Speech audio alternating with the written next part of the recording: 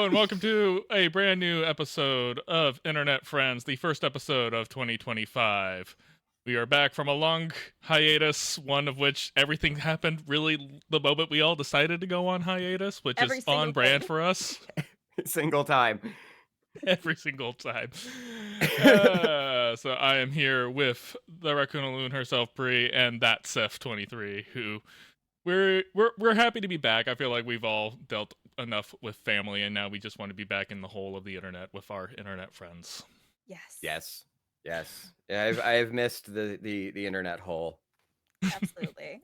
I've missed your holes. Would that have been funnier to say? It would have been funnier to say the internet's holes. Oh, there Okay. we go. I have not been missing those. I've been jerking off so much. Well, yeah, you've been sending me the AI stuff that you've been advertised on TikTok so much. Dude, I hate those advertisements. I hate them. Funny thing is, the only time I see them is when you send them to me. I never get those ads. So this is a you issue. Yep.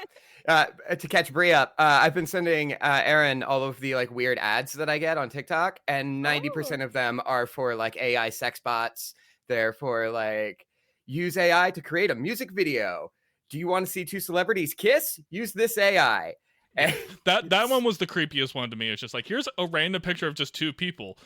Put it in our AI generator and watch them make out. I'm just like, that's problematic as fuck. Ick. Yep. Ick. Yeah, that one was gross. And like the other one you sent me was just like, hey, make your boobs look bigger. It's just like, okay, well, people have been doing that with Photoshop forever. So I was just like, whatever.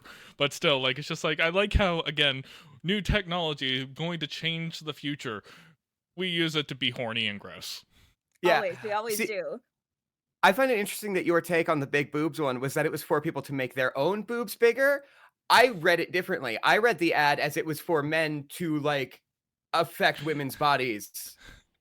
I mean, I could see that being a use case. Like, you're not wrong. You're absolutely not wrong. I might just be much more lecherous than you are, but like that's where my brain went.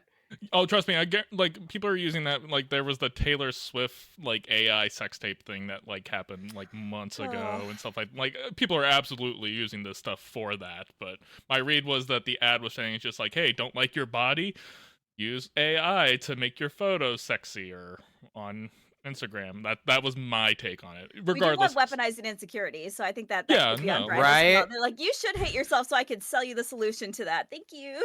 Yeah. In case nobody watched my problems with AI video, like a very big part of that is like, oh, it's the same thing as the Photoshop problem and everything else like that. It's just now we're basically making it more accessible for people who previously didn't have the Photoshop skills to do that. I did watch it, and I thought it was a great video. So take that. Thank you. I appreciate your ongoing support. Speaking of video stuff, a little bit of housekeeping item. We have created a brand new Internet Friends YouTube channel where all the podcasts now live. They're being taken off of the TCK Media channel. All the podcasts still exist as is on all the audio streaming platforms. It's just now Internet Friends has its own singular channel. So that's only kind of the main piece of housekeeping we have at this point, and we will be moving forward with that. Love it. Beth, you doing all right? Cool. What? You good? You with us?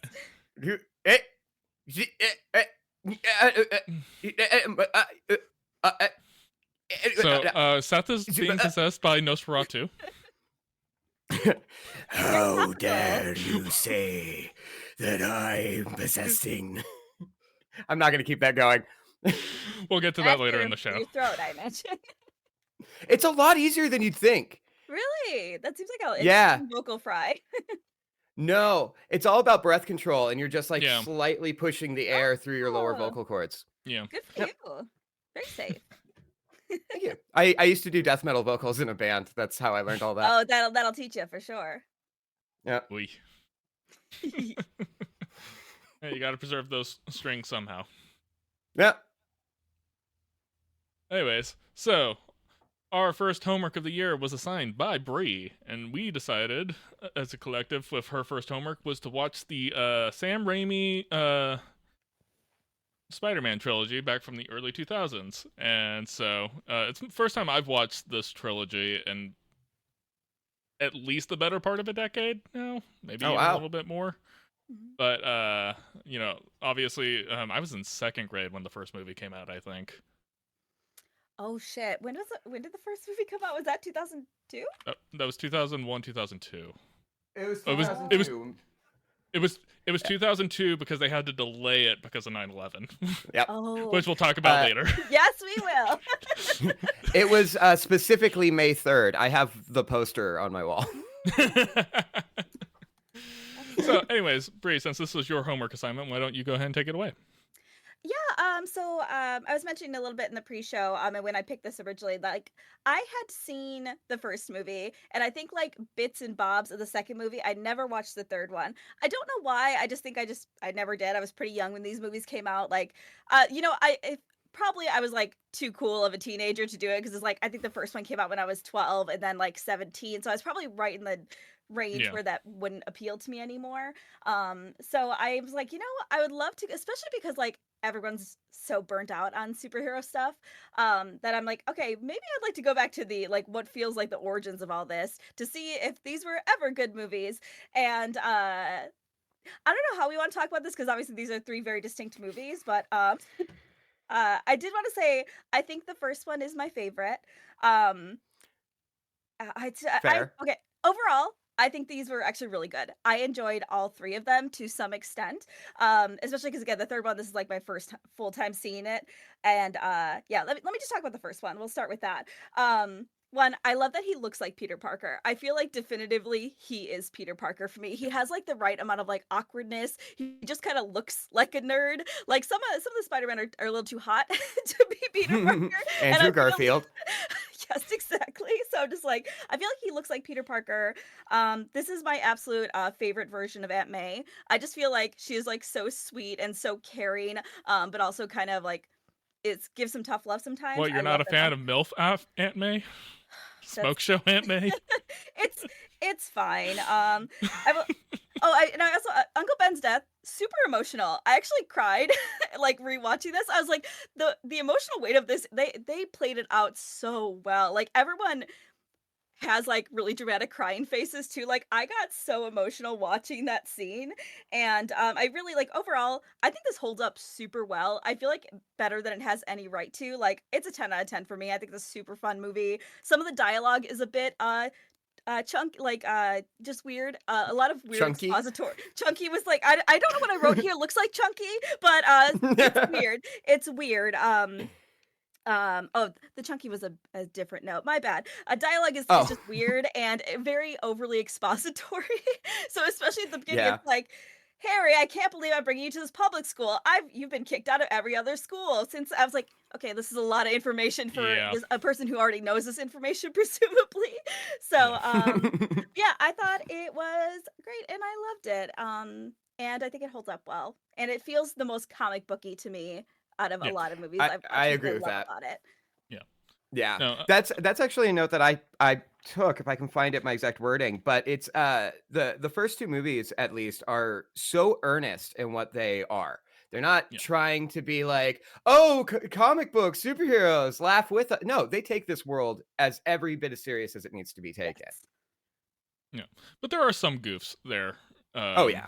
It was very interesting in my viewing of this. It was just like being a little bit more aware of Sam Raimi's like previous work, especially on like things like Evil Dead and stuff like that, and his horror background. I was like, oh wow, there was more going on in some of these movies than I remember as a kid. Like specifically, I'm think of like the surgery scene with Doc Ock Yep. after like the first failed experiment. I was just like, oh, there's the Sam Raimi horror, like B horror movie influence that like I just never registered as a kid. But I do. Go ahead. There are scenes like that in every movie, because I had that same moment with the final fight in the like torn down house at the end of the first movie, where Yeah. like that's like terrifying the way Green Mhm. Goblin is It's beating on violent, Spider-Man. Yeah. Yeah. No, it was very interesting, and like I kind of going back to your point about this being very comic booky, quote unquote. It does feel like specifically, they obviously take some liberties with a lot of the characters and like adaptation means some kinds of change, but everything felt like, a Spider-Man, series, Spider-Man comic book. At this point in time, we were just coming off of the animated series that I watched all the time as a kid on Fox, so that was my first foray into the character. And so nothing felt out of place. And when you look at Spider-Man as a character, he actually really does a good job towing that line between campy, fun superhero stuff, but can also be on that side where you can have the more dark and gritty and emotional stuff on the other side of it. And these movies actually did a pretty okay job of basically flip-flopping between the two throughout. I think certain movies did it better than others, which we could talk to you about later. But for the most part, speaking to that, and going back to like Ben, and like his death scene and the scenes with him in the car, the Andrew Garfield ones didn't even try to touch that. They were like, "Oh, we can't." The Tom Holland ones, they kind of did it in the third one with Aunt May, but it's that Marvel formula, so it doesn't hit as hard, and and then it's immediately followed up with a quip. And I just recently watched all three of those for the first time, and this was so refreshing. I like these more than those ones. Yeah. I think one of the problems with the Tom Holland ones very much is like he has to exist in the MCU. The Avengers are a thing. Like superheroes are commonplace at this point. Whereas if you go back to this trilogy, it's just like it's really just Spider-Man. There's no other actual superheroes in existence. This entire concept is novel. And it actually makes it feel a little bit more fun. It makes it actually feel more grounded in some ways. Yes. Mm-hmm. And like not everything has to be an existential, galactic level threat. It could literally just be a hey, dude's robbing a bank. Hey, somebody's blowing up a building in Queens. Like it could be a little bit more like, grounded into like what an everyday superhero. Hey, this giant sand guy is turning into a tornado in the middle of the city. Hey, these electric trucks made by a billionaire, they're just blowing up in front of buildings. Too soon? Not soon enough. Woo! I love that so much. Also, I want to use the term earnest earlier, and I feel like that is like exactly how I feel about this. Like it is just an earnest version of this character. And even like I love that it's not quippy, because yes, Spider-Man is kind of more quippier, but I feel like even when he did it, like my favorite one, which I think people meme on all the time, is like, "You're all gobby, out of your mind." I don't know, something about that is just like super charming to me.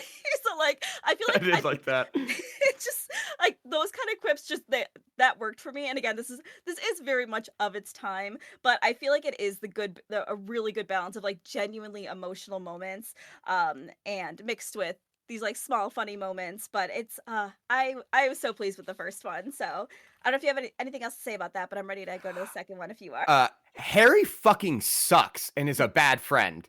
That's what I have to say about the first movie. Which made hiring James Franco all the more appropriate. Oh yeah, just total typecasting. But no, so first off, he knows that his best friend is in love with Mary Jane. So what does he do? Instead of being the mature adult when he starts talking to Mary Jane and going to his friend being like, "Hey, I don't want this to affect our friendship, her and I." No, he just doesn't say a thing for months while he and Peter are living together.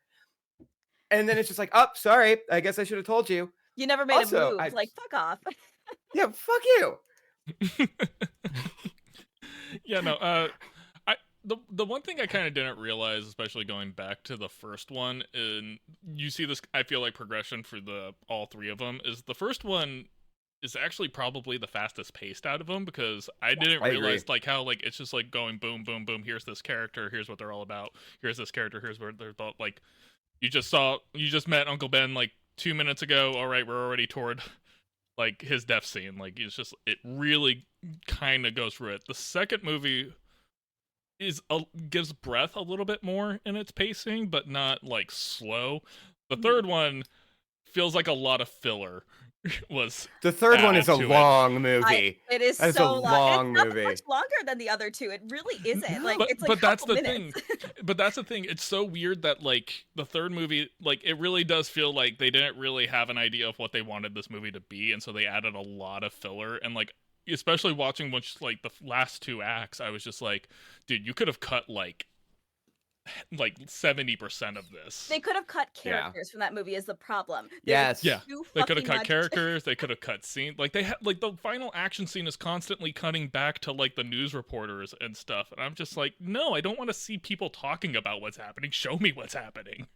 Yeah. That's the biggest. Well, it's so funny because when I was watching 3, like I feel like I was expecting it to be worse than it was, because I was like, oh, I've heard this movie's terrible, and I was like, I'm not loving it because like the to your point earlier, like the first movie, I didn't even have my phone on me. I was locked fucking in. I watched that top to bottom, and I was like, what a good fucking movie. The second one, I was a little more distracted. The third, I was the most distracted because I was just like, why is Gwen Stacy here? Why is Eddie Brock here? Like, why is Sandman here? Like, they could have, if they would have focused that movie, in my opinion, on Venom and Harry, I think it would have been a great movie. It would have been a better movie. They just needed to like hone in on like a plot point instead of so many things going on that you couldn't be invested in any of them. That's really interesting you say that because I felt the opposite about Venom. I thought that they should have focused more on Sandman and gotten rid of Venom entirely. They needed to make a choice for sure. Well, yeah, I was always of the opinion that they should have cut Venom and saved him for whatever they were going to do on the fourth movie. Yeah. Like, it ends with him shedding the suit and Eddie Brock, and then that could be, like, your cliffhanger, like, after credit roll scene, whatever you want it to be. But regardless, you're right. There was too much stuff going on, and then also, like, there were going back to your thing about, like, Gwen Stacy is like, man, they did that character so dirty. Oh, yeah. So dirty. And, like, it's really weird because they started the trilogy with, you know, MJ being the, you know, girl next door love interest. A lot of her characterization as it stands in the comic is more similar to Gwen, so they made Gwen in this movie feel more like Mary Jane, but they didn't use her in that way. And it just basically just did that character so dirty. Well, actually, to be honest, I feel like I have so many thoughts about the third movie.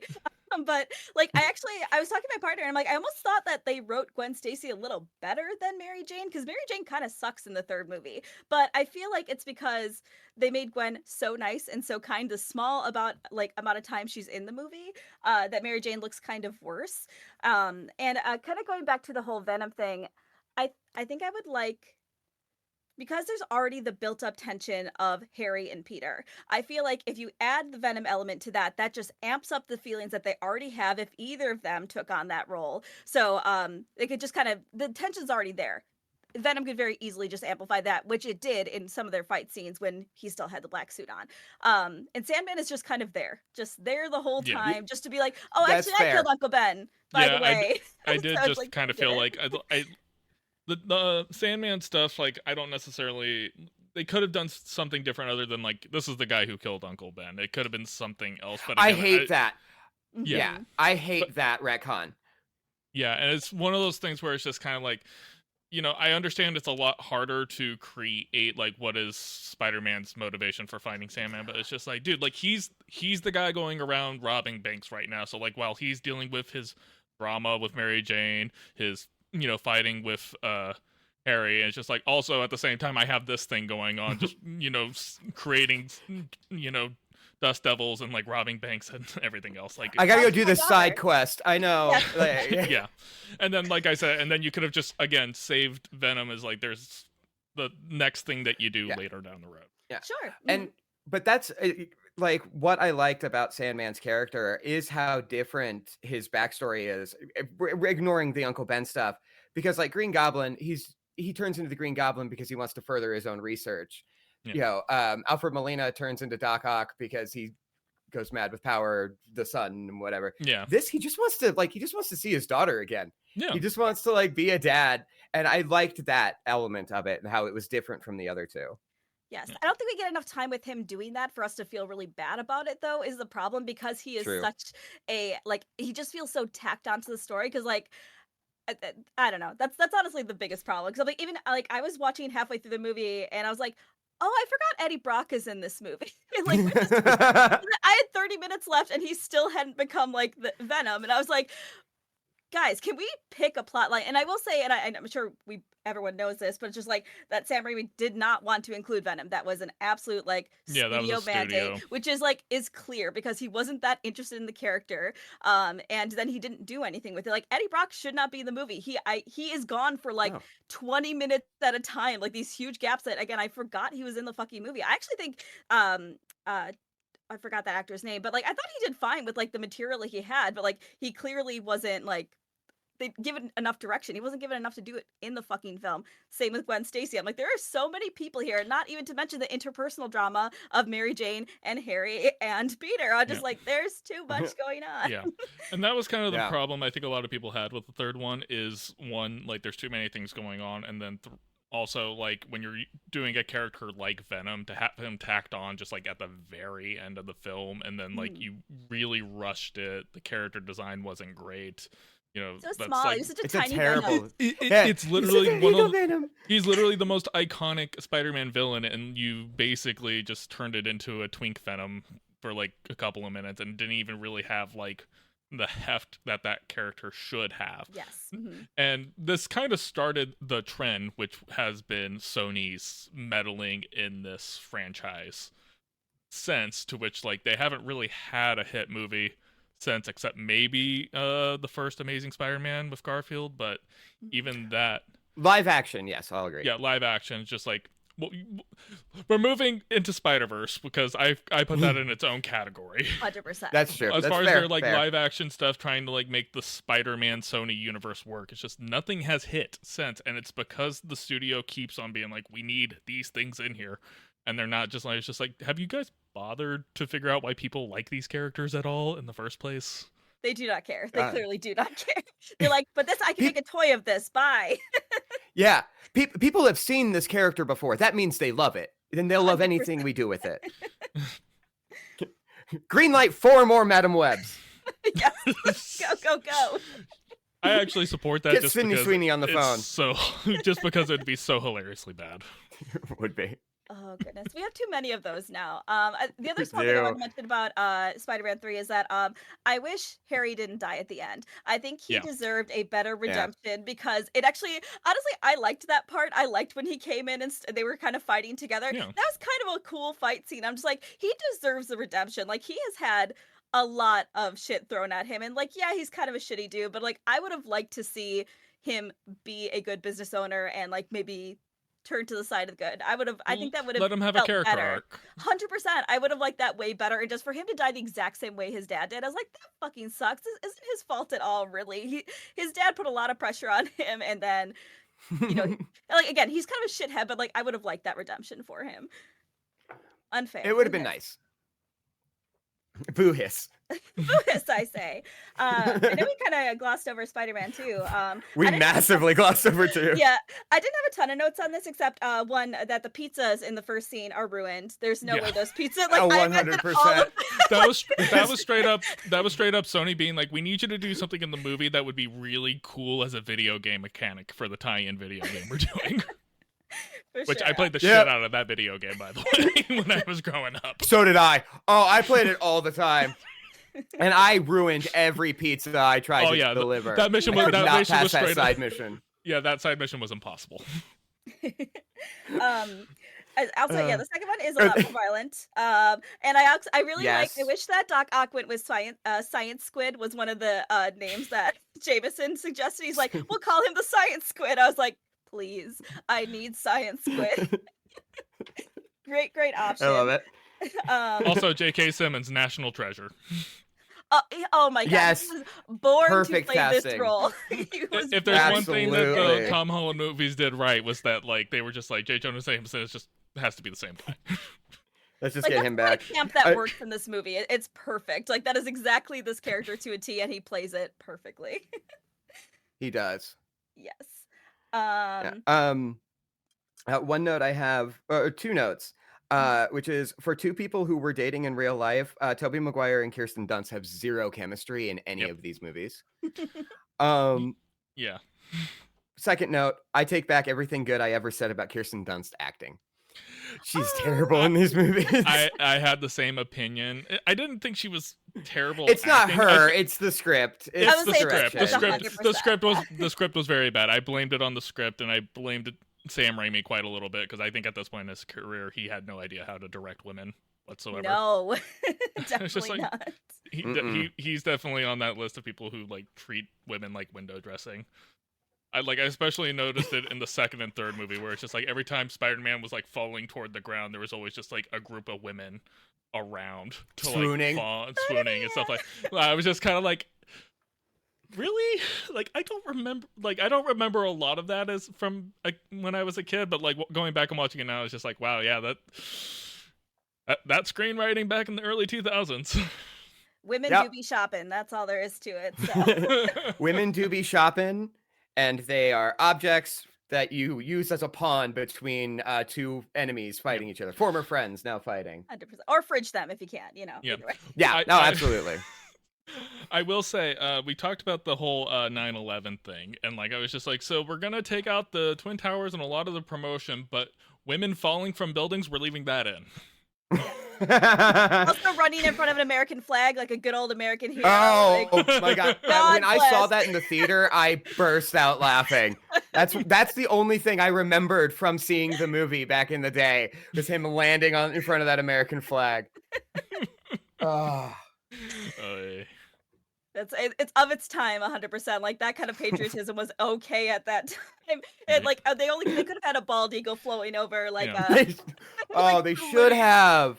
They were saluting the flag really quick. Just God bless this country. I wish. That would have been great. Yeah. There is a director's cut of 2, I found out when I put my Blu-ray copy in for the first time. Oh. Yeah, two's interesting because it's funny, like pre and even like kind of like early MCU, 2 was held up as like a very good example of superhero movies for the time. Going back and watching it, it doesn't stand out in my head. Like 2 is like definitely the one that I felt like kind of like this is the one I remember the least out of the 3 because I remember 1 pretty well. 3 I remember mostly because of all the funny like what the hell are they doing? What is this moments. Yeah. And a lot of those became memes, obviously. But yeah, 2 was like the one that is just like this everybody is like something else. Oh, but like the one thing I can say is like this trilogy did, like Brie kind of said, it started a lot of the tropes that the MCU and other superhero movies would eventually start to kind of carry over. Like I noticed certain things, certain like kind of story beats. It was just like, yeah, we still do this. 100%. Yeah. Well, I'm so glad the sadistic choice in the first one, like that Green Goblin making Peter choose between saving people and saving the girlfriend, that has happened in so many superhero movies. Yes. Yep. This is the first one. This is the first one to do it, I feel. The first one I remember anyway. So. I'm sure if we go further back. I mean, not to be this, but it's actually Batman Forever is the first time it was ever used, and it's the Riddler dropping Dick Grayson and Chase. What was her last name? Chase Viridian? Is that the name of the therapist in Batman Forever? Tell you. You're gonna learn it because we're doing it for homework next week. But spoiler alert. I'll remember that before. No, I agree though. I feel like the second one, one of the notes I had was that Doc Ock's motivations were a little confusing to me because I feel like he's like, oh, I want to make this thing again, but I don't. It's gonna make things better, but I don't care if I kill people in the process. But also, his arms are sentient, but also, why are they sentient? Or I guess they're AI. But I don't know. Part of that was just like, I feel like it was, again, of the time where it's just like, it's just technology. Don't worry about it. We don't need to explain the ins and outs of it. It definitely felt like one of those things where it's just like, we had to write in a scene to explain like why this is just like sentient robot arms now controlling his mind because the one part of the robot arms that let him control them like blew up. Yes. Yeah. They were kind of cute, I like their little They faces. were.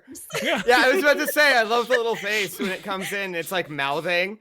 It reminds me of the puppet audio on TikTok for a moment. It's like, what do you think, Wackus Bunkus? Kill them. Oh, yeah. Ooh, very nutty Wankus Bunkus.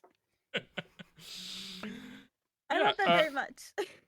But I do think it was fun to revisit these films, and Brie, like you said, I do feel like this trilogy holds up better than I think a lot of people thinks that it would. Like, even some of the visual effects, like, you know, are they of their time? Sure, but they don't feel out of place. I actually appreciated watching, you know, a movie that actually still had film grain going on, so you know that the stuff was actually shot in camera and not just, you know, everything done on blue screen and everything else. So it was a fun ride. It's very authentic for sure. One last note I wanted to mention, because they have a lot of Spider-Man 2 is interesting in the fact that it's just like, oh, here's why being Spider-Man sucks. And I love seeing that perspective. The only thing that was like really not tied up at the end was he still can't afford his rent, right? Like, I'm just like, I feel like the landlord's daughter brought over a chocolate cake and they're like, well, that's resolved. I was like, he still needs to pay money. He still needs to pay rent. Yeah, he still owes rent. Yeah. Exactly. Well, in fairness, I don't think that was the actual landlord by the shape of that building. Oh, I was saying, yeah, That's true. super fair. It's just some guy taking money. Yeah, that's what it Some felt Russian like, guy. based on how like run down that building was. 100%. But I'm glad you guys liked it. It really holds up well. I was really, really happy that I got to watch all three. I think it was well worth it. I'll What definitely does do Bo one. Yeah, think no, of the I was movie? really happy. Bo is the smoke detector, the battery's going dead, so it's beeping. And Oh. he's never heard that before, and it's freaking him the hell out. Oh, baby. He's okay. You're okay, bud. You're good. He says, I'm not, though. Yeah, I'm not. There are noises This coming is from the kitchen. terrifying. He's actually shaking right now, actually. He's doing the nervous yawn. Poor baby. Well, I guess you're gonna have to go buy some 9 volts today. I Yup. know. It's fun. Oh yeah, Can I just go unplug that real quick? that's what I did. My smoke alarm is very sensitive, and since I cook in cast iron, like literally like any like time I'm above like medium high heat, like that thing just goes off. So I completely unplugged it. If I die, I die. You know? Yeah. That's the world we live in. Who cares, honestly? So we're in the worst timeline anyways. All right. Any final just looking thoughts back- on the Sam Raimi Spider-Man trilogy? Every single man in these movies is an incel is a note that I took. I don't even Yeah. know if that's accurate, but Yeah, I don't know. Bruce Campbell, I'm pretty sure, got laid at some point, true. and he's in all 3 of them. He is. Yeah. Actually, William that Dafoe.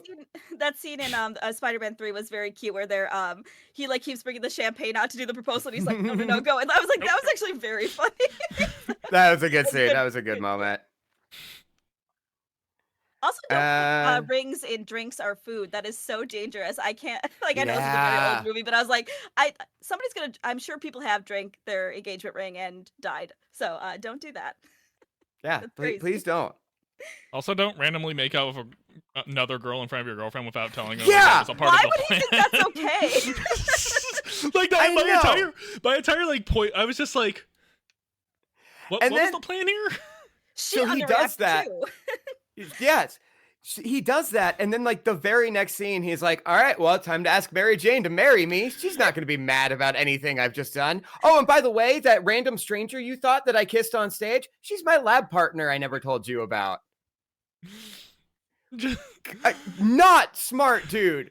Not all smart, Women, am I dude. right? Women are so emotional. all of this literally happened before like the symbiote was in, so you can't even Yeah. blame that on it. You can't even blame that at this point. It's literally just like you did something inherently stupid. Yep. I know that was a thought I had while watching it this morning. I was like, I'm not sure the suit's actually like influencing him that it's much. not, it's not in play at this He's point. kind of a dick, yeah. Oh, But yeah, like the entire like tension with him and Mary Jane throughout the time is just like 2 people who have absolutely no idea how to talk to each other whatsoever. Yep. A simple conversation would solve most of their problems. Like, He's just hey, like, I'm Spider-Man. hey, honey, like, day was kind of shitty. I got fired from my gig on Broadway. It's just like, oh, I can now shut the fuck up and stop digging a hole for myself. Yup. I don't know. Oh God, there's a lot of bad writing in these Yeah. movies. Yeah, no. Like I said, Kristen Dunst's script was not her friend on these movies. No, Certainly not. no. Her boobs look great though. Absolutely. I'm a fucking pig, but I was like, wow, she looks fucking great, That especially in the rain. I'm just like, okay. Yeah, I was about to say the rain. Ooh. Fun fact about that. I had a friend of mine when that movie came out. We were about 10 years old. My buddy said he went to see it with his parents, and that he was like, for some reason, during that fight scene in the rain, my parents covered my eyes. Yeah.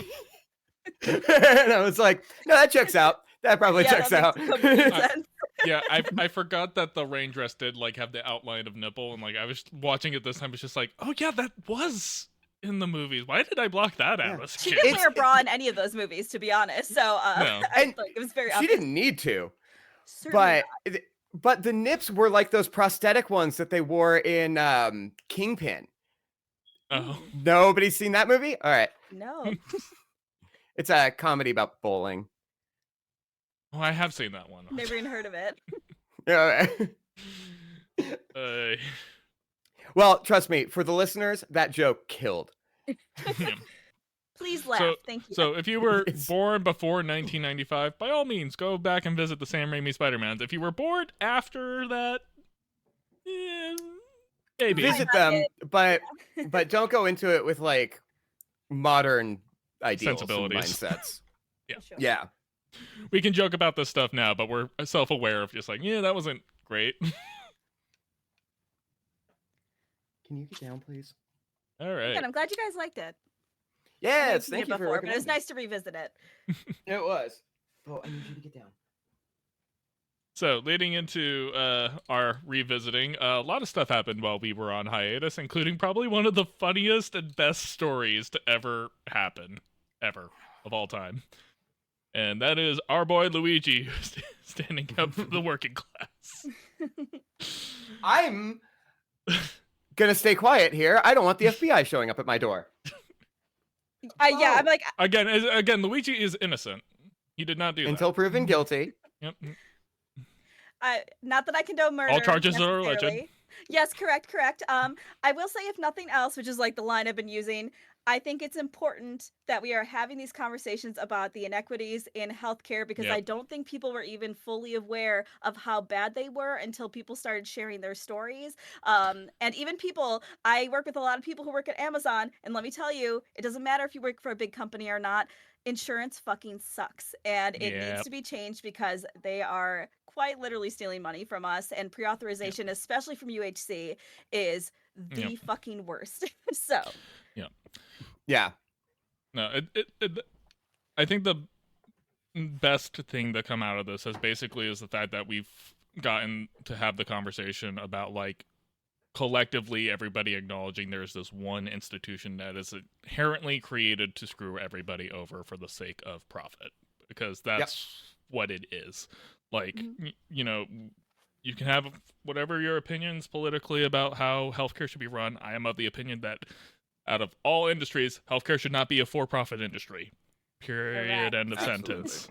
And that goes for the insurance, and especially the insurance and care providers. I'm sorry, I don't give a shit about your bottom line. I'm paying however much money a month to be able to get the healthcare I need when I need it.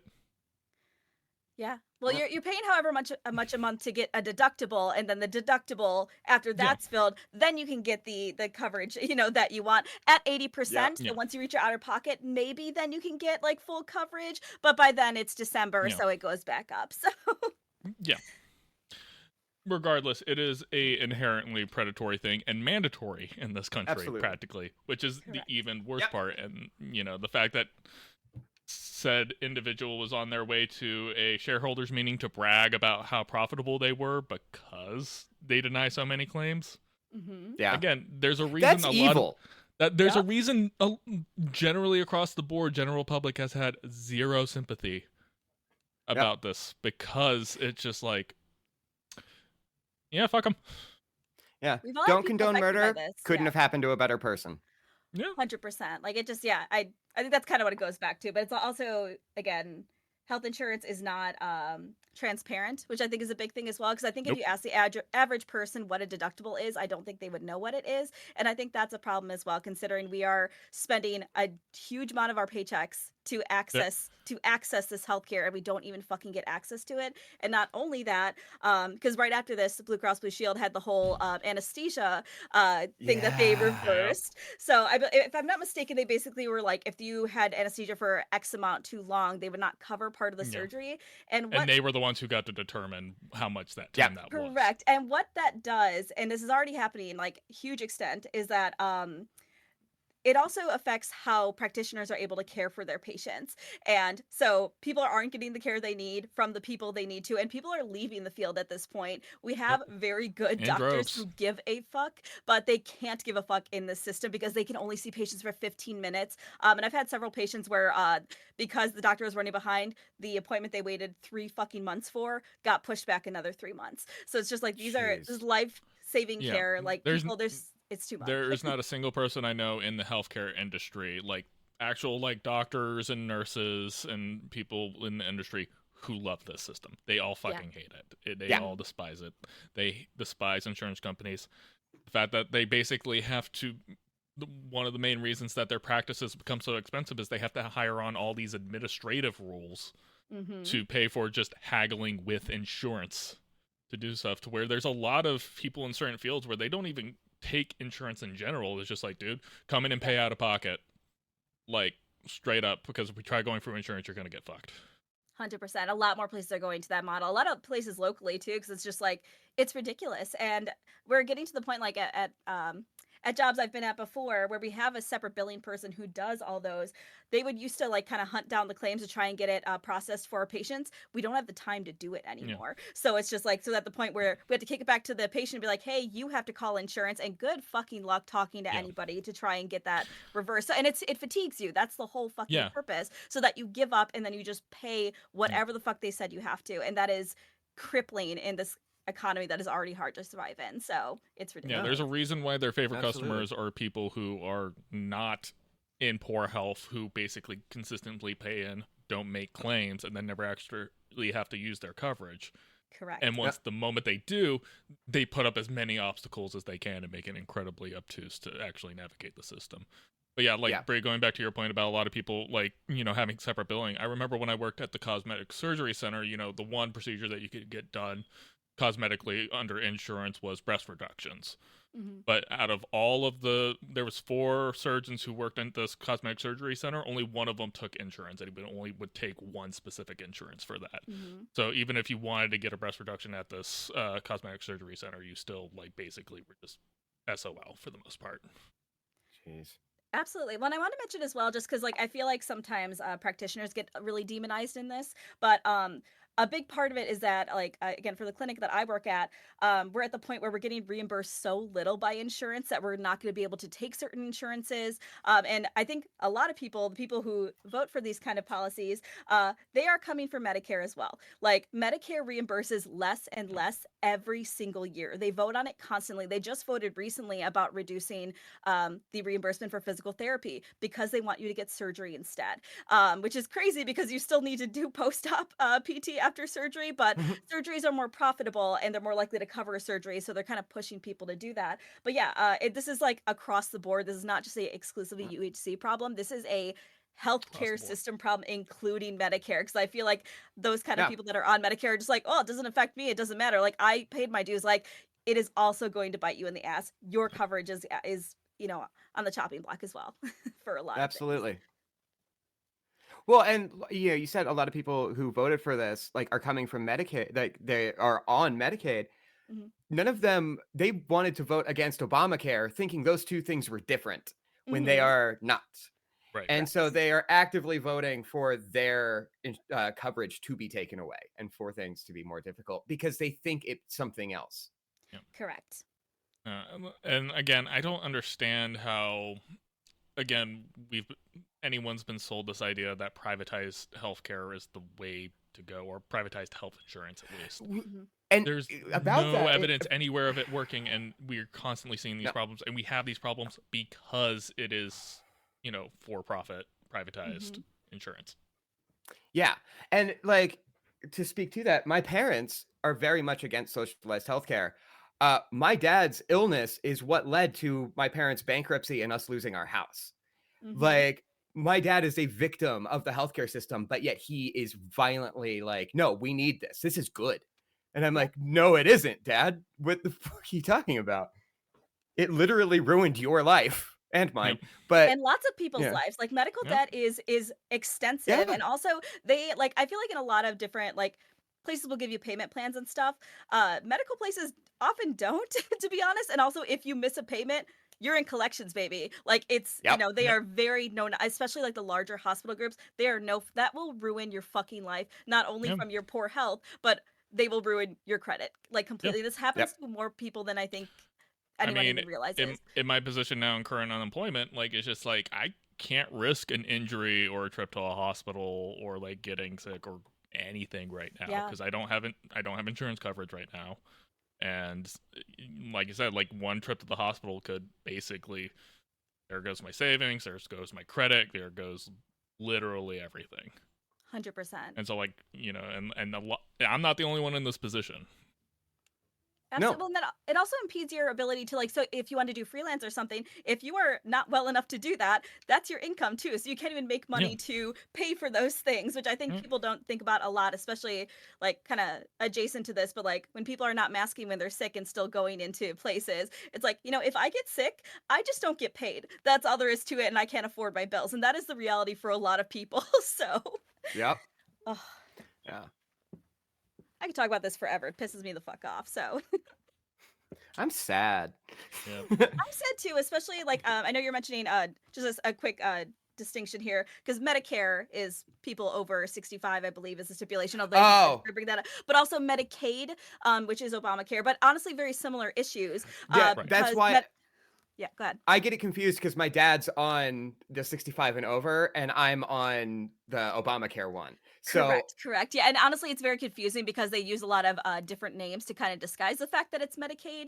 Like for example, the facility I work at, we do not take Medicaid, but it's because they don't reimburse for physical therapy. Period. So, which is a problem as well because you're paying for that coverage and you can't even get the extent of the coverage that you need. As far as I know, Medicaid does not cover physical therapy, occupational therapy, fucking period. So, not like I'm glad it exists because it is helpful for a lot of people, but it is not enough. So. And thank you for making the distinction. Yeah, no worries. It's again, I think I did not know any of this until I'm actually in the healthcare field, which is terrible because more people should know this, but I think it's very intentional that we're not told any of this shit because then you get confused why, like, for example, if you go to a physical therapy session, it is going to cost you more money per session under insurance than a cash pay would. So, but the caveat is that it's going towards a deductible and eventually it might be cheaper. So, which is fun. Love that eventually.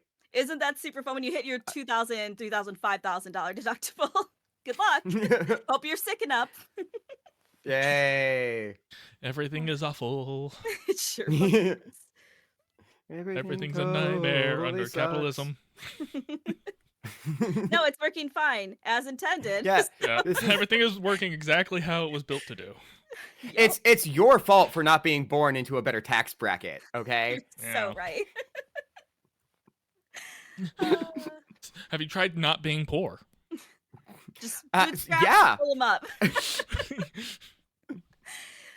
Single tier. Yeah, I know.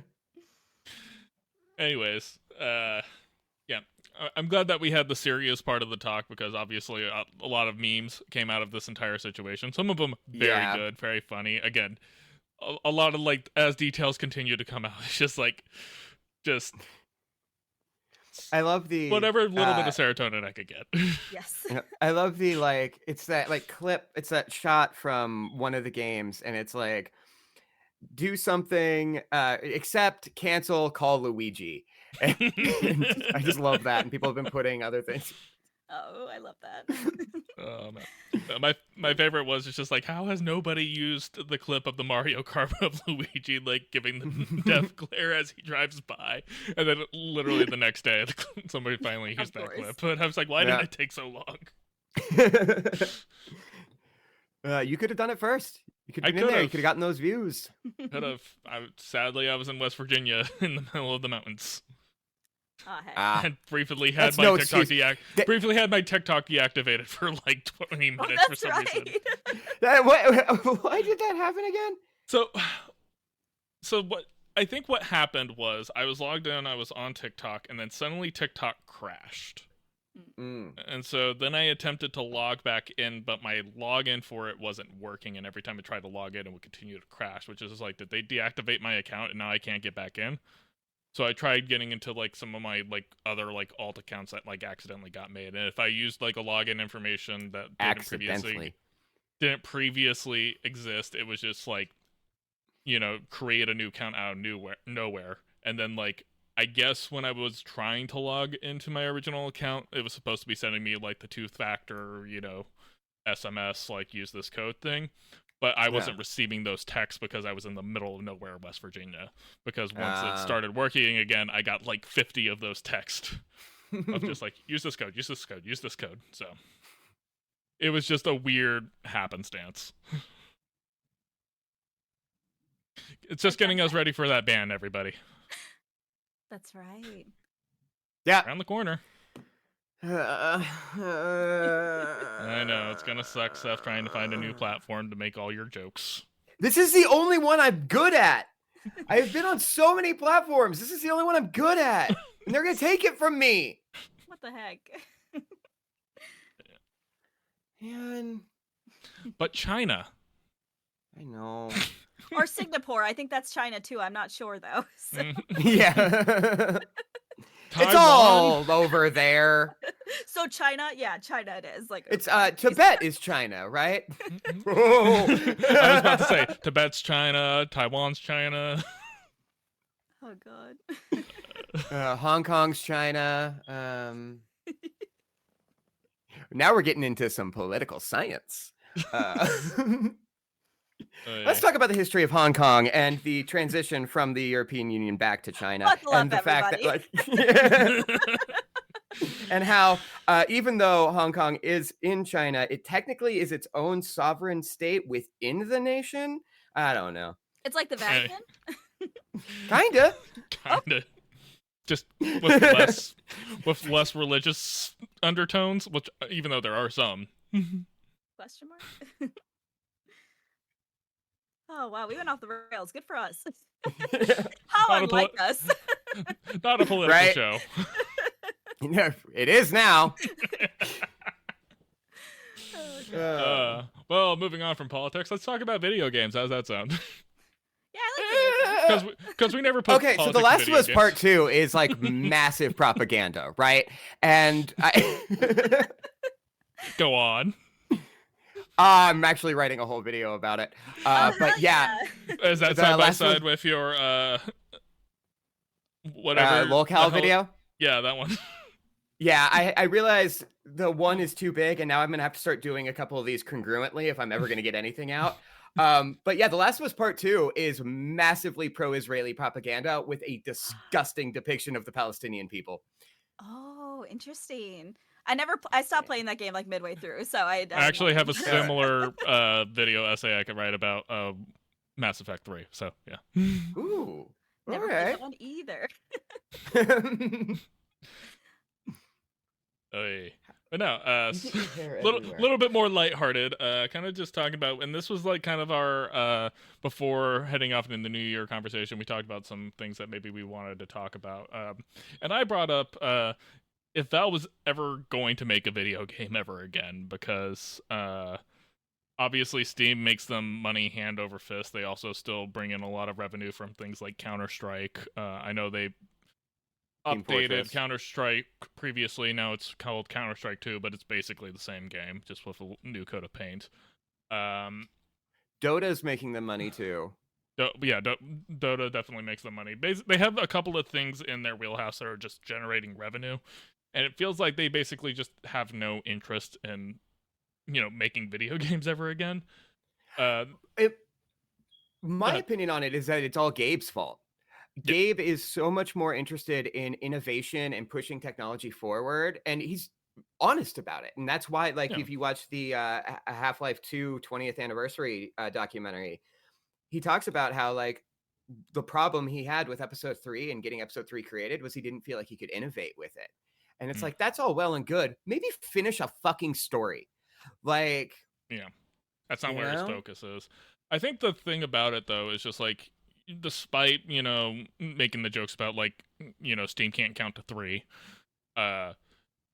they do still, their innovation has been good for the game industry in general. Absolutely. And, like, I can't think of another company that has as much goodwill their way than Valve does with things like Steam. Like, does Steam have its problems? Absolutely.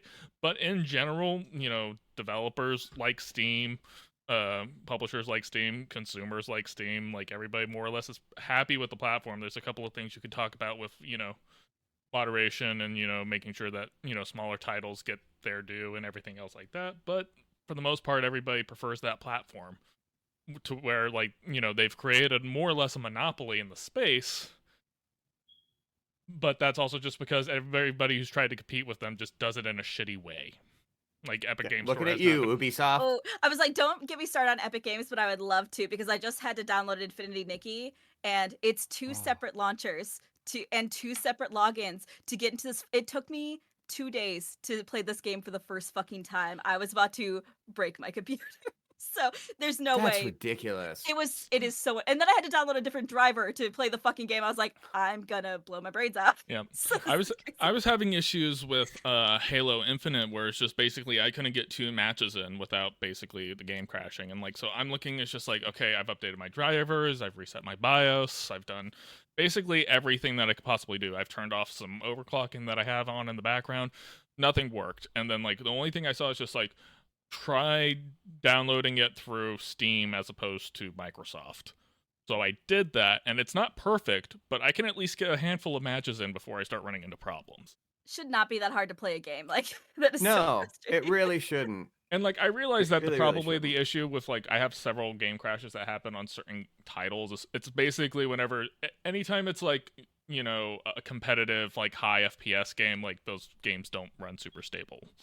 Whenever I'm playing like a smaller indie title or single player game, like it's normally totally fine. But when it's like competitive, something just always screws up. I think it's my GPU, and I can't afford a GPU replacement right now. Fair. Those are expensive. And it's only getting worse. Everything is awful. Oh, That's a theme song for this show and for life.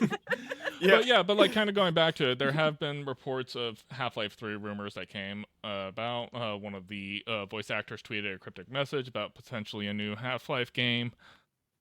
I don't know how I feel about it. Like typically I treat leaks and like cryptic stuff with a grain of salt, especially when it comes to Valve properties. I won't believe a Half-Life 3 related rumor until I am holding the game in my hands. That's when I'll believe it's actually coming out. Yeah. And I think a main part of it is, like you said, like they're focusing on innovation. Right now, all of their effort, I feel like right now, is going into SteamOS and the Steam Deck. Yeah. And, they're talking about very much so trying to get, Steam machines on the shelf and letting people build a PC. And instead of having Windows, it runs just SteamOS.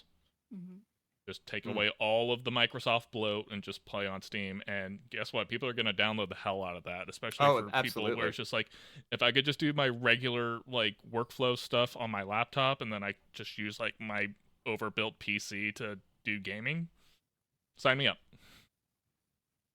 Absolutely. I want you to know that Or I just Googled buy a what is fucking Valve. console. That's also a distinct option. Well, I already talked about not wanting to give Microsoft money, and I don't want to give Sony money. What's wrong with Sony? They've done nothing but great things. Did you see Madam Web? I saw Craven 7 times and loved it. I said 7, and I held up 4 fingers. That's not how that works. Remember when they published Helldivers 2 and then said, you know what, half the world's not allowed to play this game because we want them on PlayStation That's Network. true. Also, we just leaked all your data. Oh, and also, does it matter if you've purchased digital items? No, because we're hardware locking it, and the PlayStation won't be able to play Discovery titles anymore, even if you've purchased them. Yeehaw. Corporations aren't your friends. They sure No. are not. Stop defending them, people on X Hill, for whatever reason. What the fuck? I don't. I have not played a single Valve game. I have discovered, Seriously, this so last month has melted my brain. I would recommend getting off the internet occasionally. It's sometimes it's just not worth it. Yeah. Actually touch grass. Sometimes it is not. Yeah, No, but it's cold out. It is so cold. Hmm. Rewatch old superhero movies. That's what I'm gonna do now. So- Yeah. Yeah, I don't think that qualifies as touching grass, Brie. oh shit. Okay, fair but fair. Any other? Well, Brie, you said you haven't played any Valve games. Do you just not have any in your library? I literally just Googled what is Valve? And I looked at all the games and I said, I haven't played any of these. So I'm adding a bunch of stuff to the homework docket as we speak. for sure. Yeah. I feel like maybe that's just like You never experienced the orange box? I have not. I'm so sorry. So quick. How? I'm surprised Bo did not try to go get that video game case after he threw it. Oh baby. He's committed to that spot right behind you. He is. He's terrified of that beeping. Oh, he's a brave boy. Oh, I just heard it. Yeah, same. It's reminding I'm us that sorry. it's there. Yeah. All good. I can't make that joke. All right. All right. Not on air. It's an after show. Internet friends after dark. Yeah. Yeah. No, it's more of a one that I'm like, I'm not sure if I'm allowed to make that joke, so we're just not going to. I think that's fair. I Probably respect good your call. restraint. Yeah. Don't let the inside voices win. They've been doing too much of that. I hear that. Yeah, we've all been there. So, anyway, staying on the video game train, Marvel Rivals has kind of hit mass popularity and is officially replacing Overwatch in general. Seems to be. I'm assuming I neither haven't of you have played played it. I didn't know people were still No. playing Overwatch, to be honest with you. That's crazy. Well, I think everybody has now moved over to Marvel Rivals now because it's basically it's Overwatch skinned as Marvel, and also like it's the version of Overwatch we liked from like 10 years ago. That's when I Okay. played Overwatch. So- Yeah, I played it. It's fun. It's really easy to jump into. Like literally, you can get in and out of a match very easily. And as far as like it's free to play microtransaction-iness, like again, it does the one thing that I want a game to do. It's just like I can play this game all I want without ever touching like a storefront or a microtransaction at all. All the characters That's are nice. unlocked. All the cosmetics are just cosmetic. They're not like they don't give you a buff or a boost or anything. It's so like everything is based on a skill set. Characters are super unbalanced, but like just play around and find the character that you like. I've been Sounds like maining fun. Iron Man the entire time and just been having a good time. Based off the memes you've been sending me, I thought for sure you were going to be Squirrel Girl. Emily actually is maining Squirrel Girl, so. So now we're doing an Iron Man Squirrel Girl / fiction, which actually might be canon now. So, speaking of that kind of stuff, another thing that happened with Marvel Rivals is that it was immediately data mined for all of the women characters' designs.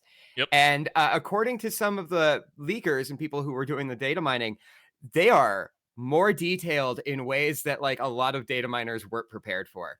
And they knew what they were it's doing. kind of surprising. Yeah, they did. Well, and this is another thing that Overwatch does as well. They know that like those kinds of edits you see of these characters on Pornhub and stuff, that's good advertising. I was about to say they call it organic marketing for a reason. Because, it's just like because they're marketing while I'm playing my organ. Yep. Didn't like that. I'm sorry. Again, the inside thoughts win. But yeah, no, and it is interesting, I'm very surprised that Disney or Marvel wouldn't take, well, I guess I'm not surprised, but them taking the hands-off approach versus like a Nintendo approach, because like if this was a Nintendo thing, they would be putting the hammer down on that real quick. They would be. But Disney's aware of this, right? When they get new animators, they bring them in. Like when a new animator creates a show, they bring in a huge book of smut that's been drawn of the characters and show them to the creator going, this is what's going to happen to your work, and you need to be prepared for this, and you need to be ready for this. It's just like we have some of the best lawyers in the world, and even they aren't going to be able to hand out enough cease and desist to stop this. Nope. 100%. No.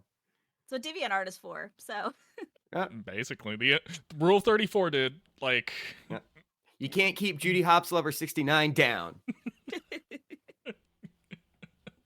It's a real person, by the way. I'm not surprised by that. They predate AI bots by, at least a decade. Yep. Oh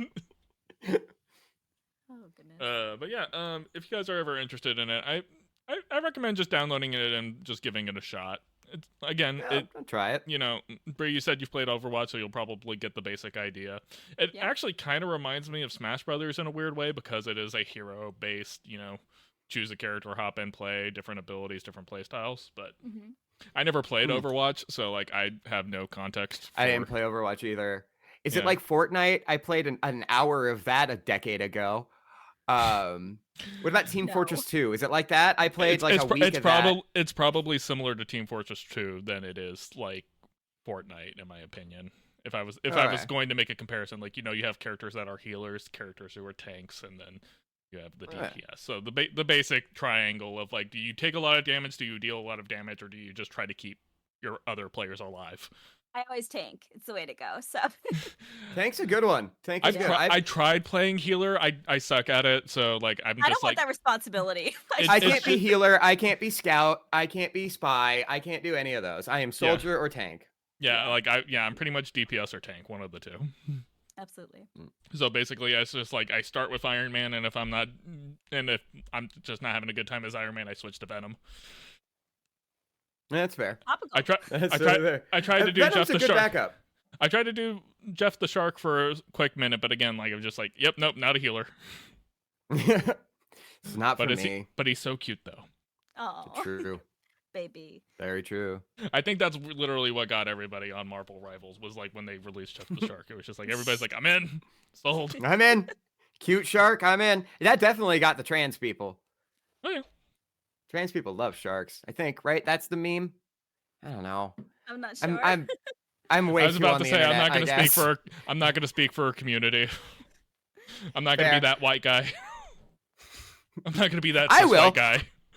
I was I know non-binary people like animals with holding knives, which I only found out because somebody pointed it out to me, and they're like, "Oh, so you're," and I was like, "I had no idea. I'm so sorry." So, I had no I'm idea. So someone always told me that just the spectrum and the political correctness is a lot like D&D. We change the rules every couple of years, and we add new things, and certain things get taken out. Just homebrew it as best you can. Yeah, be respectful. Which community is obsessed with frogs? I think that's just the queer lesbians? community in general. I feel like non-binary people love frogs too, but I'm bisexual and I love frogs, so I don't know if it's just a queer thing. So it might I was about to say last I checked, I think it's it's one of those things once you're in the queer funnel, you'll eventually find your way down to frogs. 100%. Yeah. It's just a reverse Princess and the Frog. You turn into one. Yeah. And that's how we get the gay frogs. We are turning the frogs gay, yes. Okay. Full circle. It's all making sense now, everybody. The frogs have always been You know gay. what? Let's be real here. I miss when Alex Jones was the craziest thing happening in politics.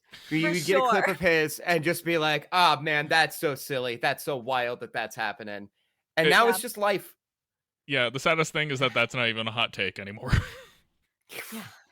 Oh.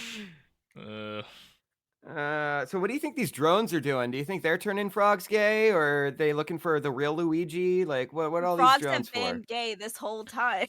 So that's the twist. I'm of the opinion that the drones are all a psyop. Probably. I don't know. It's not a very good one. It is not. It is not a good psyop. All right. Well, let's stay a little bit on the video game content wagon, and let's talk about the Sonic movies. Seth so I'm the only one who's seen them, evidently. Yeah. Well, it's really interesting. I send you a lot of Sonic memes, obviously, because you do. Yeah. It is objectively familiar, but I agree. So much of kind of what you're posted is the interesting thing about these movies, especially in their marketing, is that they're somehow really threading that needle between total fan service and still being family friendly. And I wouldn't necessarily call the hardcore Sonic fan family friendly.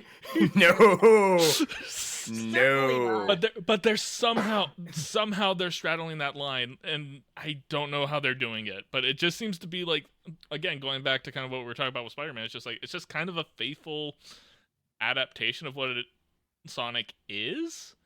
Yeah. Which is hilarious when you consider that this movie trilogy started out with ugly Sonic and everybody, Yeah. Well, and basically bullying the studio into making a change, and the fact that they made that change created enough goodwill to carry this franchise. Mm-hmm. No, and that's exactly what I was about to say. That showed the fan base that, like, oh no, they do respect this. This isn't just you remember this video game from when you were a kid. Go see that. I will say, I like these movies.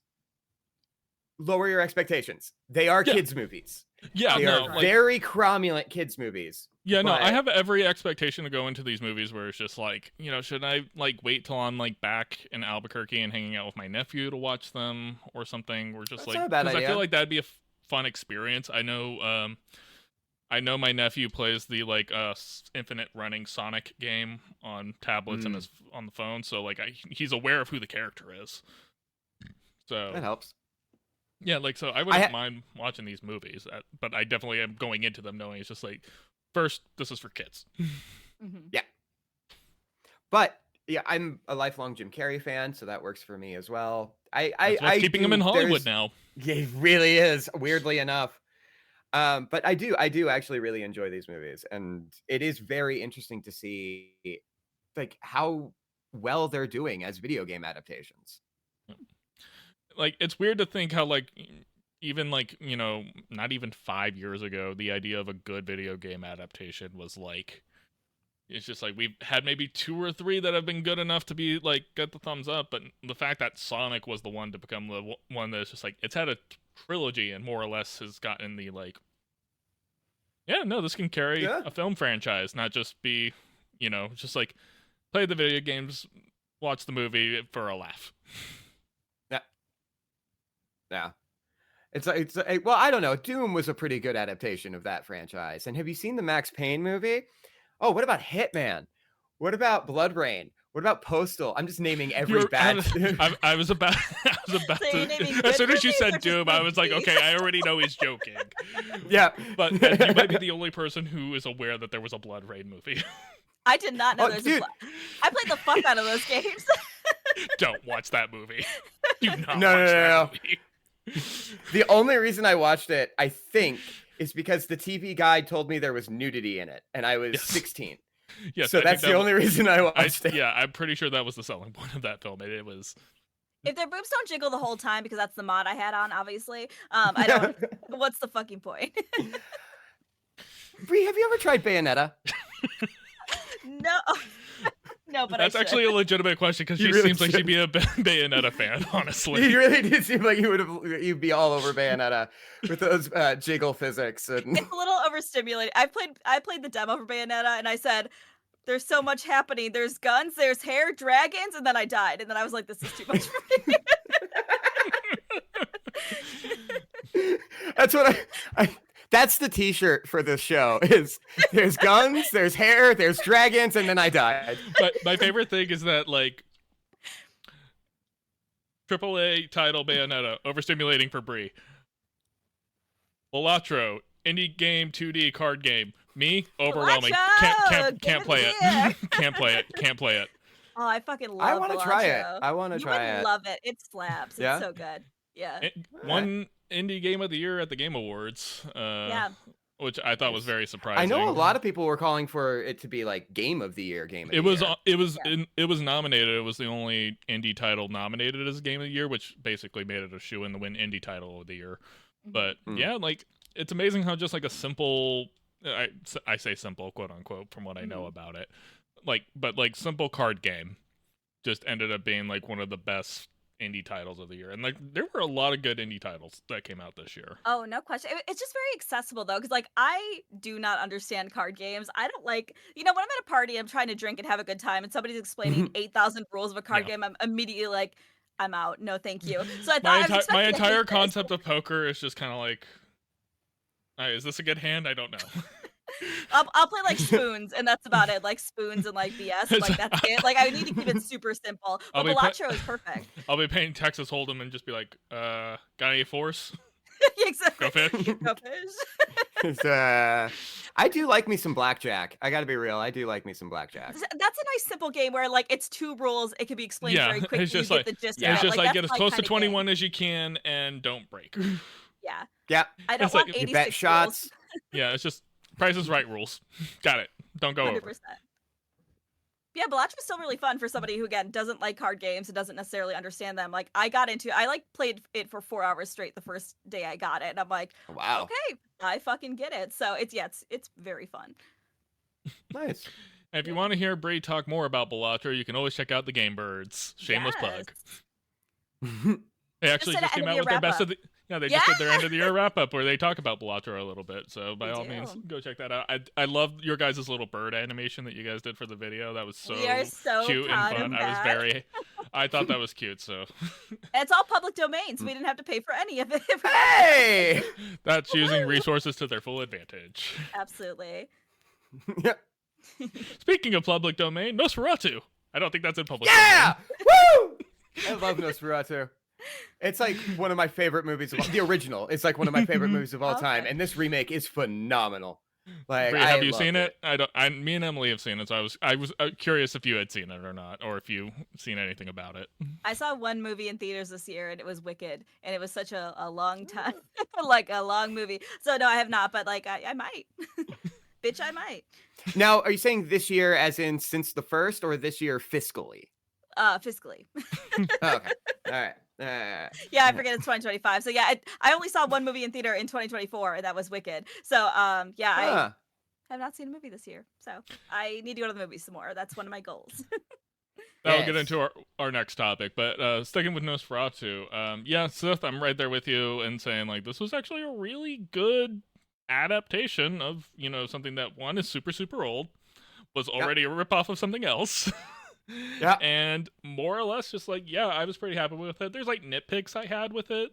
Just like mostly from a pacing perspective more than anything else. I thought it was really well paced. I thought the first act dragged. That's my opinion. It does in the original too, though. Well, yeah. Well, it was also a film made in the 1920s, so yeah. So let's give credit where credit is due on that.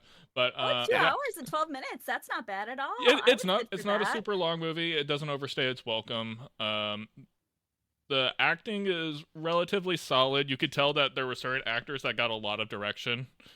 And then you had actors like Willem Dafoe where the director was just like, Willem, keep doing your thing. Anyways.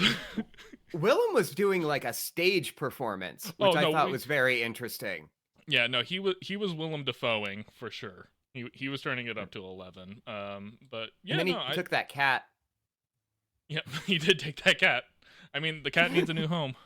It does. Yep. You know, your owner gets fucked to death. You got to find a new place to live. Spoilers. Like basically, if you know Bram Stoker's Dracula, that's basically the plot of the movie. Yeah. So because they were like, hey, we want to make Dracula. We can't get the rights. Change the name. Nosferatu. Yeah, it's like change the name, set it in Germany, and we'll just kind of like just make a couple little tweaks here and there in the lore, and we'll call it a day. Yep. But I do Throw a little like a Ich bin lot ein of the Berliner in there, and you're fine. I do like a lot of the changes they made to the lore, basing it on like historical interpretations of vampires. I thought that was a really smart move. I didn't know that it was Bill Skarsgård going in. So much so that like after when I left the movie, it's like, wait, who was playing Orlok? And then I pulled it up. It's like, of course it was fucking Bill Skarsgård. Yeah, he's everywhere. It was literally that, just like, God damn it. I should have just known. It was the voice that was throwing me off. It's a good voice.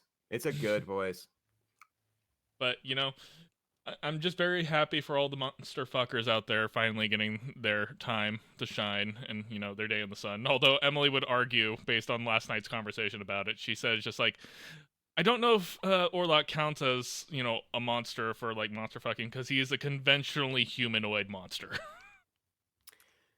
But he is a rotting corpse. Yes, correct. that is missing parts of his like skull. And do you think Ellen got that weird fungus that morticians get when they fuck corpses, or did the writers not even think about that? Well, considering the fact that she died at the end, I don't think it matters. True, but she probably transferred it to Thomas.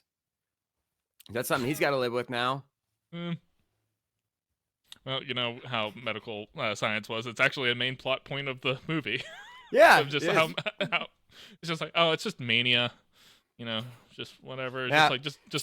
just strap her to the bed. Yeah, and- strap her to beds and just like put the chlorophyll, like just keep having. That was my pass out. favorite fucking part.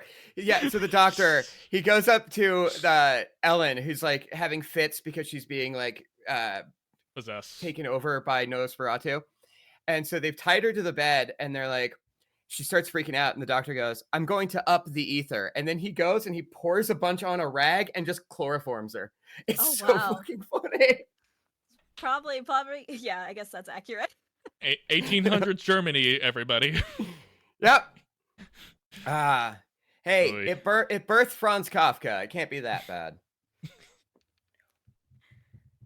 When are we going to get the Metamorphosis adaptation? Please do. I liked it. I liked it a lot. Yeah. I agree. I definitely give it my recommendation. Again, it's gothic horror, so just go in expecting gothic horror. But I don't. None of the jump scares were super cheap. You see them coming a mile away, Yeah. but they're there. Is it gross? Like, can I eat snacks while I'm watching the movie, or is it gross? I You're could. I was about to say you're asking the wrong person because I'm very desensitized to that kind of stuff. I'm sure there's some parts that will give you the ick, but I don't think it's grotesque. Okay. The pigeon scene might be bad. Yeah, the pigeon scene and where they dig up that first corpse. Yeah. So those are like the two that I would agree are maybe a little bit much. But if you're a fan of watching children die, you are going to love this movie. I don't know if I have a strong opinion on that, to be honest. Not on live. Not on live. F them kids. Official stance of the show. Yeah, cool guys. Brie hates kids, loves watching them die. Let's put that out there. Let's put that out there. That's the banner on YouTube now, actually. I actually just got the design back from Emily. We're putting it on shirts and we're selling it on Society. Good. Great. We did it. Team. Brie only gets 30% of the commission, though. Fuck. Hey, at least you're getting some of the commission. That's true. Well, Seth, we're still waiting on your monster fucker beanies for your cut. Fair. Those will go real well. Yeah. Oh, they absolutely will. But anyways, this was actually an interesting conversation, Brie, based on what you guys said, only seeing one movie in theaters.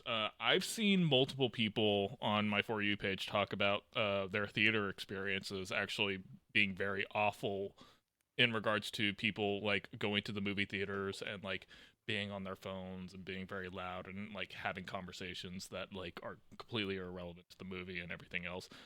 And I think a lot of this is a product of COVID cancellations and like, theaters basically were hanging on by a thread at the time. And now people who are starting to go back to going to movie theaters, like they've kind of lost that sense of etiquette for theater going. Because even I found my showing was fine, but even I found that sitting in a movie theater, I was feeling a little bit restless because like I've gotten so used to not being sitting down for like 2 straight hours to just focus on one thing. And I haven't had to do that in a while, so it's kind of an interesting thing to talk about. It is. Yeah. I don't necessarily have a problem with not being able to sit there because if the movie is entertaining, if it draws me in, then I have no problem just locking in. But it has become a thing where every single time I go to the movies now, there is somebody in front of me on their phone. There's just scrolling Instagram, scrolling whatever, the entire movie, looking up, Googling stuff. It's I haven't, but that's the worst. I haven't dealt with like people overtly talking, having full conversations, but I have heard of it happening. Yeah. Actually, go figure. The one time I went to the movies last year to see Wicked, I was also, because part of the reason I don't go to the movies a lot is because a lot of the people in my life do not like to go to the movies, so I don't have anyone to go Aw. with. But my best friend agreed. She's like, "Oh, you know what? I really want to see Wicked again. I'll go with you." So I was kind of like, "Oh boy!" I convinced somebody to go with me, and sure enough, we go, and it's like a half full theater, and there are these girls that are probably a little bit younger than us in the back row, and they were talking full volume, all throughout the previews, and I was like, I'm not going to be mad about this right now. If they continue to talk, I don't want to be that person to be like, shut the fuck up. But I was like, oh my God, I'm going to have to be this fucking person. Like, it was hard enough to get here. Thankfully, they mostly quieted down once the movie started, but there was the like, wait, is she blah, blah, blah. I'm just like, it's so like top volume. I was like, shut the fuck up. Like, you paid money Yeah. to be here. Like, if you don't want to do, in fact, fucking Wicked is on streaming right now. Just fucking wait. Like Right. that irritates the fuck out of me. So like, I did pay money to be there. Like, I want that experience. So I'm hoping this was like a one-time interaction because this is the first time I've been to the theaters in a couple years. So, but I was really frustrated about it because I was like, I don't want to be that person. I am not confrontational, but I'm Yeah. like, I might have to because this is ridiculous. Yeah. And I'm generally of the opinion, like, you know, if it's like opening night showing of something that has like a very enthusiastic fan base, like, yeah, okay, there's going to be That's- cheering in the theater and other kinds of stuff like that. That's fine. I'd have no issue with that on like the opening night, everything else, or even opening weekend because, you know, the enthusiasm there's- gets the better of people. But like that could be a very fun environment to be in. And so Yeah. when I go on an opening night, I expect that. But like, yeah, like we saw this like a week later, and if there were people who were being loud and obnoxious and be like, "Oh, what's going on here?" I'd be like, "Dude, shut the fuck up." Mm-hmm. Yeah. Stay at home. Yeah. It's like it'll be on streaming in 2 weeks. Just wait for that. Also, Pirate it. the entire movie is probably already on TikTok. Exactly. Yeah. Yeah. Just, you know? Yeah, it wasn't until you started posting stuff, Steph was like, "Oh, Steph's seen it. Okay, I can start sending him the memes now." Because again, as soon as basically I left the theater, basically that's all my TikTok feed has been. Yeah. No, I had to see it because my TikTok feed was getting that point, and I'm like, well, I can't put this off anymore. Yeah, I was seeing a lot of the hype stuff leading up to Christmas, but then like I hadn't really seen much. But as soon as like we left the movie theater, it was just like, yep, and that's my entire feed now.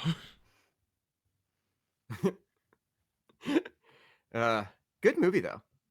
Yeah, absolutely. I'm gonna have to watch it. I did have like a small jumping off point for this because I've been seeing a lot of this on my For You page. Kind of a variety of different like people talking about it, but a lot of therapists talking about how post-pandemic, how people have really degraded their own relationships in terms of being good friends and being present for friendships. And a lot of what they're mentioning is happening is people canceling on events like day of, moments before it happens, just not responding to texts, things like that, and just kind of along those lines. And basically what they were saying that is like people have taken the whole protect your peace thing to the extent where they are being so selfish and being so disrespectful. And what made me think about this is like I had a really good friend earlier in the year that she was part of our D&D group, and she canceled on one session that somebody was holding a one-shot for us, and they planned this whole big event for us, and she canceled literally a half hour before we were supposed to go. And then because she canceled, we didn't have enough players, so we had to cancel. And unfortunately, I couldn't even hop in because I was at like a conference at the time, so I didn't even know until I got out of that we had to cancel.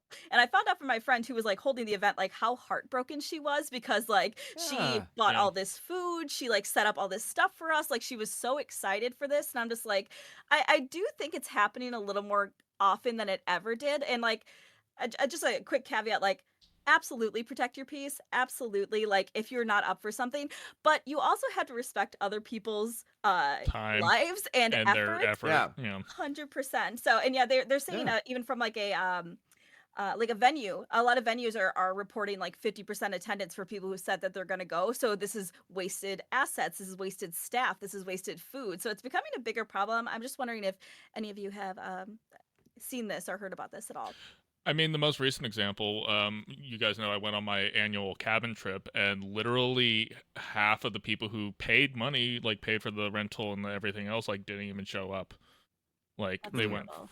yeah, and like one of them, like at least like he got like roped in from work to having to like fly to Vegas for a work event, so like understandable. But like yeah, it was just basically just, and this happens like every year where it's just like 2 or 3 people who committed to go just can't make it. But this year, like it even got to the point where one of the guys left, so at the end, it was just me and my father-in-law out Oh, there. wow.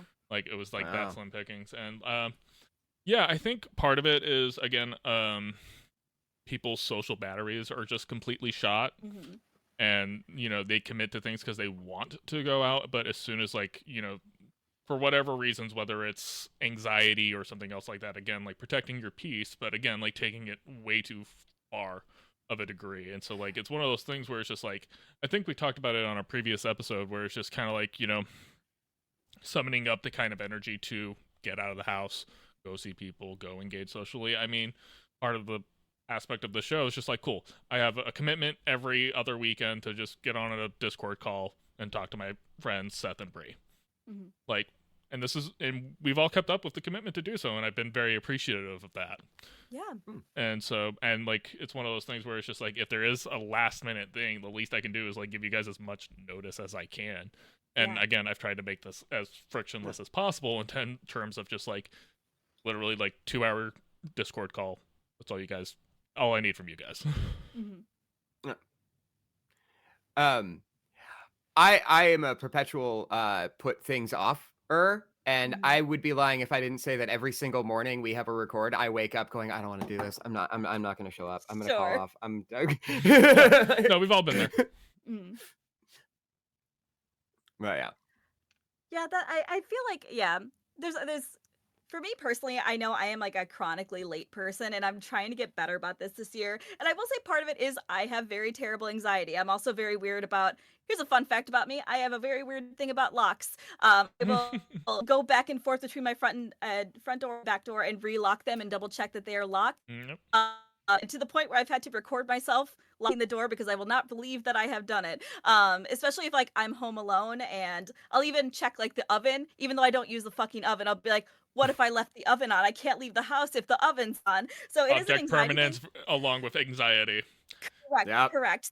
Kind of like, but at the same time, I've kind of got to the conclusion where I was like, you do this, so we need to prep ourselves and have that kind of meltdown in a fair enough time so that I don't show up late to things. Like that is my responsibility. Yeah. Because I feel like there's a level of that too that people are like, well, my social battery, well, my neurodivergence. Like, for sure, dude, but you're a grown fucking person, and you need to figure out ways to like navigate that. Like it's definitely more work on your and obviously people have different situations, but I think that's not what I'm talking about. I'm talking about Right. like people who have the means to accommodate for this and just choose not to, but they're like, Yeah. oh, sorry, Yeah. I ADHD, I can't do that. It's like, yeah, you can, babe. Yeah, Figure you it can. out. Yeah. No, And that is go ahead. something that I've seen a lot, is people using ADHD, using OCD, using these things as the excuse to just be a dick and be a bad person. And like, sorry, I keep blowing you off. Sorry, I never respond to text.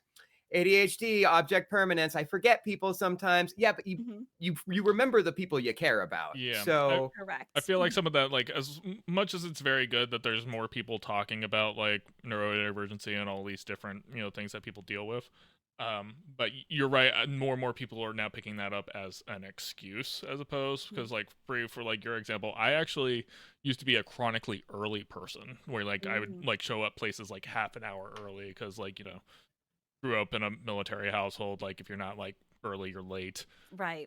kind of like mentality and stuff. But like I started getting places late, especially I started getting work like 5-10 minutes late and stuff like that because I was inherently depressed and I just didn't want to go.